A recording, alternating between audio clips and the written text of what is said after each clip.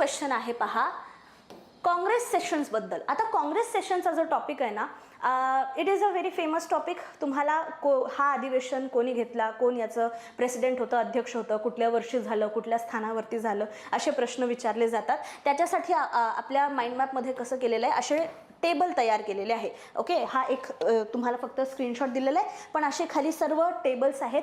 मग प्रत्येक वर्षामध्ये तो अधिवेशन कितव्या नंबरचा अधिवेशन आहे, तो कुठं झालाय, तो ठिकाण, मग त्याचा अध्यक्ष कोण होतं आणि या अधिवेशनामध्ये काय विशेष होतं. जसं की फॉर एक्झाम्पल हा 1887च्या अधिवेशनाबद्दलचा आहे, मद्रासमध्ये झालेला. ओके, इथलं अध्यक्ष कोण होता असा प्रश्न आहे. याचं उत्तर बद्रुद्दीन तय्यबजी आहे. मग आता इथंच थांबतं का आपल्या माइंडमॅपमध्ये इन्फॉर्मेशन? नाही.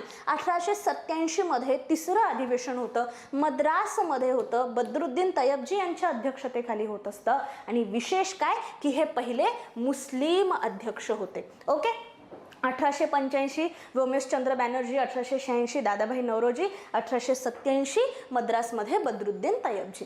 सर्व इन्फॉर्मेशन तुम्हाला दिलेली होती आपल्या माइंडमॅपमध्ये, पेज नंबर 114.